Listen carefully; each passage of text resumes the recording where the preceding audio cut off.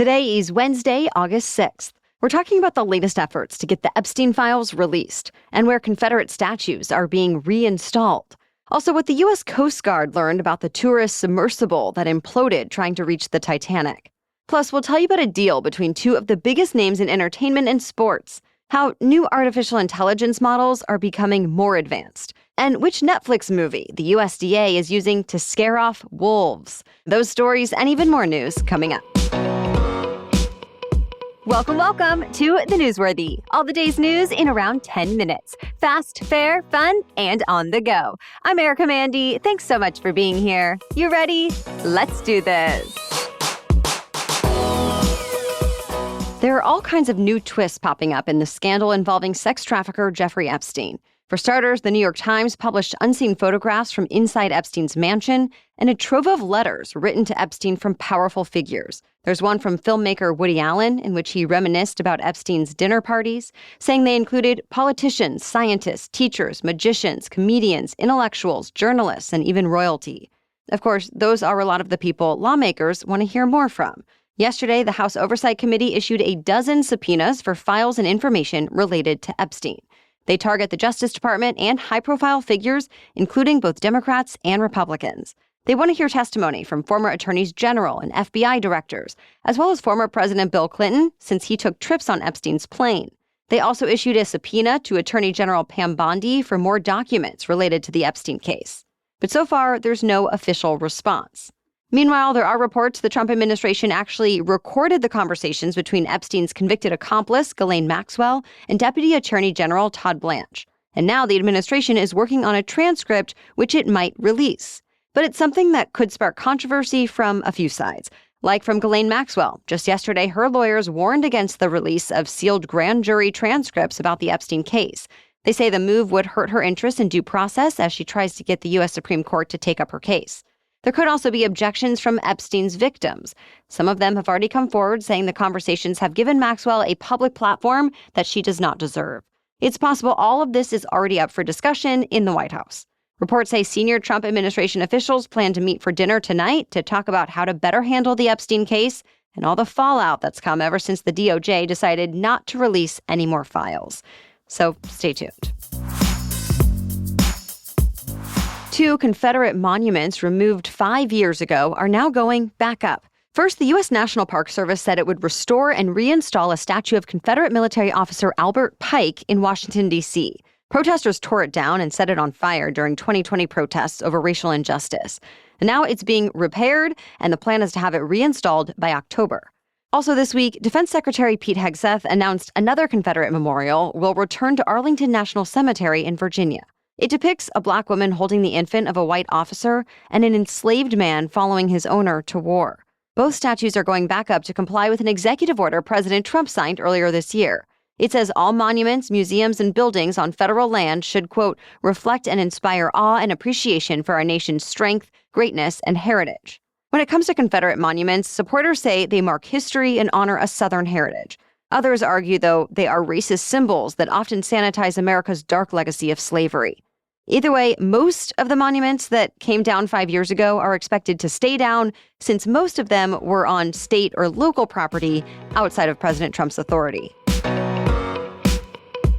The U.S. Coast Guard now says the Titan submersible disaster was preventable. A new report came out about the implosion that killed 5 people during a tour of the Titanic wreckage 2 years ago. It laid out a lot of problems with the company that managed the submersible. For example, the report said OceanGate had an inadequate design, certification, maintenance, and inspection process for the Titan, that it skipped safety assessments, failed to address anomalies after an earlier expedition, and that the Titan was not properly stored. It also cited a toxic workplace culture that included downplaying, ignoring, and even falsifying key safety information. It talks about an ineffective whistleblower process, too, since a complaint actually was filed back in 2018, but the government apparently did not start a timely investigation. The Coast Guard's report says OceanGate CEO Stockton Rush could have been criminally charged if he hadn't been one of the 5 people who died. OceanGate suspended all operations after that incident. But the Coast Guard's lead investigator says there still needs to be more regulation for submersibles and stronger oversight for all operators exploring new concepts like that to prevent another disaster. Today marks 80 years since the first atomic bombing. Atomic bombs were dropped on Hiroshima, Japan on August 6, 1945. Then again 3 days later in Nagasaki. Together, they brought a quick end to World War II, and much of the world celebrated. But Japan was in mourning since hundreds of thousands of Japanese people died in the initial impact of the bombs and later from radiation exposures. Many others suffered long-term effects. To mark the somber occasion, Hiroshima hosted a peace memorial ceremony this morning with tens of thousands of people from 120 countries in attendance. There, survivors spoke about the dangers of nuclear weapons, even as many countries, including the U.S. and Japan, support having nuclear weapons for deterrence. Here in the U.S., there will be observances held in Hawaii, including a Lights for Peace lantern event and more testimonials from survivors at the Pearl Harbor National Memorial. The new head of NASA is now working to put a small nuclear power plant on the moon. The hope is to provide a source of energy for future moon missions, research stations, or even potential settlements.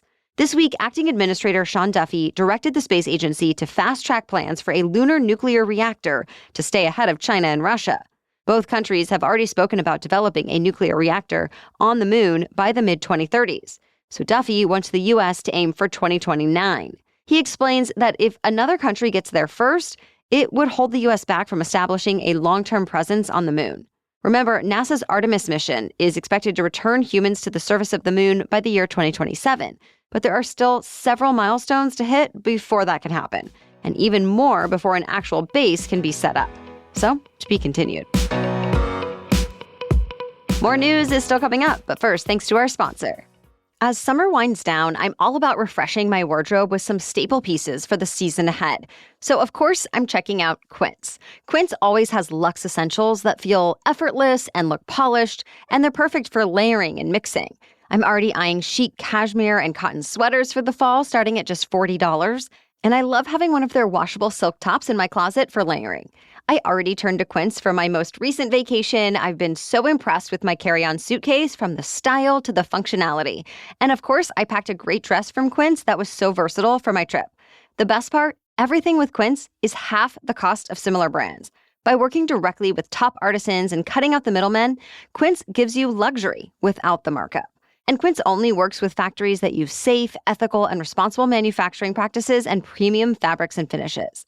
So elevate your fall wardrobe essentials with Quince. Go to quince.com/newsworthy for free shipping on your order and 365-day returns. That's QUINCE.com/newsworthy to get free shipping and 365-day returns. Quince.com/newsworthy. Now back to the news. The White House has set up a new task force for the upcoming 2028 Olympic Games in Los Angeles. And in a new executive order, President Trump named himself chair. Trump says he wants to take the opportunity to showcase what he called American exceptionalism. It's different from past presidents who have traditionally served in more passive ceremonial roles, though the federal government has always spent a lot of money on the Olympics for things like security and transportation. And similarly, part of Trump's involvement is about security. Yesterday, the president said he would send the military to LA to protect the Olympics if necessary.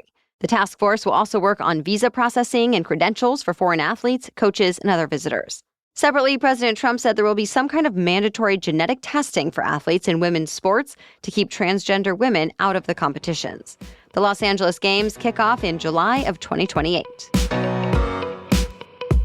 The National Football League has struck a major deal with Disney. As part of it, the NFL will take a 10% stake in the ESPN sports empire. The league's media committee says that will help the NFL grow the salary cap, which would help satisfy the players' union. In return, ESPN will gain control over the NFL Network, the league's popular Red Zone channel, and more. And ESPN will be able to launch Red Zone-type channels for other sports, too. It comes as ESPN prepares to launch a streaming service this fall, and this deal could spark more interest. Regulators still need to sign off, though. Stay tuned. Tech companies are coming out with new artificial intelligence before OpenAI's GPT-5 comes out. For example, Anthropic released a new version of its most powerful AI model. It's called Claude Opus 4.1. As compared to the last Claude model, the company says this one is more capable at coding, research, and data analysis. It's also apparently better at fielding complex, multi-step problems. And Anthropic says there will be more larger improvements to its AI models coming over the next few weeks. Separately, Google's AI research lab, DeepMind, unveiled a new version of its world model. It can apparently create interactive 3D environments, like for video games, building prototypes, or for educational purposes, using just text prompts. Google says it's a key stepping stone on the path to artificial general intelligence, aka AGI. That's when the technology can actually mimic or even surpass human intelligence. Meanwhile, OpenAI executives have been publicly teasing GPT-5. It's expected to add video generation while blending text, speech, code, and images all in one model. And some reports say it could come out as soon as this month. It turns out Adam Driver and Scarlett Johansson are pretty good at scaring off wolves. The USDA has started using the actor's fight scene from the Netflix movie Marriage Story, with very intense yelling, to keep predatory wolves away from cattle. It's using drones with loudspeakers to shine light on the wolves and play audio of that scene, along with other recordings like fireworks and gunshots. A USDA supervisor explained that wolves need to learn that humans are bad, and this seems to be effective. Since the USDA started this method, fewer cows have been killed on farms all across the country, and no wolves have been harmed. Well, that's it for the main news today, so now it's time for Work Wednesday, when we break down one interesting career or work-related news story every Wednesday. But first, I want to take a moment to talk about our sponsor. I'm feeling great about making C15 from Fatty 15 part of my daily routine because I want to do everything I can to age better. Their reports say C15 is the first essential fatty acid to be discovered in more than 90 years and that it supports long-term health and wellness. The company explains that when our cells don't have enough C15, they become fragile and age faster, and that as many as 1 in 3 people worldwide may have low C15 levels and cellular fragility syndrome. Well, Fatty 15 is clinically proven to raise C15 levels, resulting in lower cholesterol levels, healthier liver function, improved gut microbiome health, and improved red blood cell health within 3 weeks. It's said to have 3 times more cellular benefits than omega-3 or fish oil, which is a relief because Fatty 15 has no flavor or aftertaste. In fact, it's the easiest pill I've ever had to take, and it comes in this gorgeous reusable bottle with refills that ship right to my door. Fatty 15 is on a mission to optimize your C15 levels to help you live healthier, longer. And you can get an additional 15% off their 90-day subscription starter kit by going to fatty15.com/newsworthy and using code newsworthy at checkout. Again, get an additional 15% off their 90-day subscription starter kit by going to fatty15.com/newsworthy and using code newsworthy at checkout. Okay, now back to Work Wednesday. So if you're looking to boost both your paycheck and your career prospects, you may want to look beyond the usual big city hotspots. A new report from HR tech company Checker ranks the 100 largest U.S. cities based on job opportunity and earning potential, using data from the Labor Department, the census, and more. Raleigh, North Carolina, took the top spot. The report says it has a booming tech and biotech scene, strong university network, and relatively affordable cost of living. Nashville, Tennessee came in second because of a growing healthcare, education, and logistics economy. And Austin, Texas ranked third, still riding a tech-driven job wave despite rising housing costs.